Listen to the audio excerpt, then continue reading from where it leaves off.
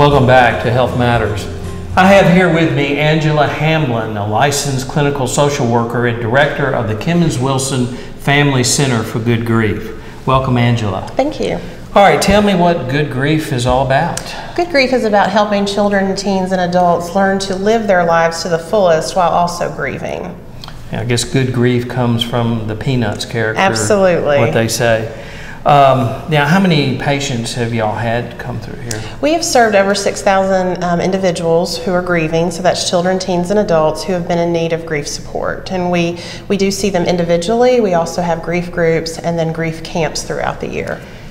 Angela, how do adults and children grieve differently?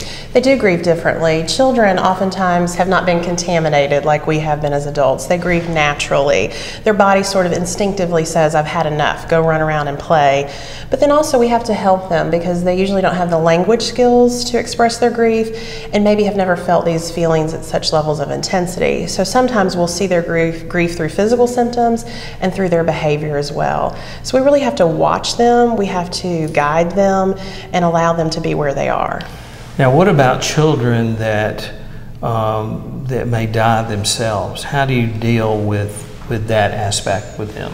It's very important that we help prepare them as well and acknowledge their own grief and allow them to grieve for their own losses and the loss of their own future. And we really strive to do that with families as a whole.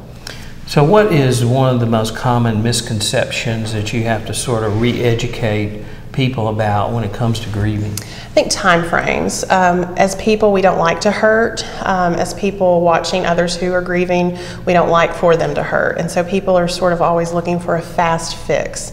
And really what that fix is working on your grief, day at a time, step at a time, being gentle to yourself and allowing yourself to grieve and to mourn. It's normal to grieve and mourn.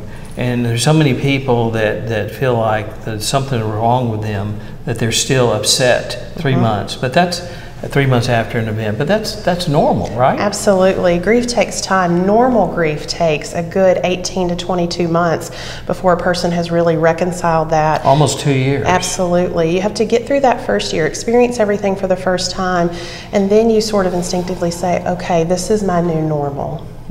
Well, what a great job you do. Thank you for being here, Thank you. Angela. Coming up next, an interview with this beautiful facility's namesake and my good friend, Steve Reynolds. Stay tuned to Health Matters with Dr. Mark Castellaw.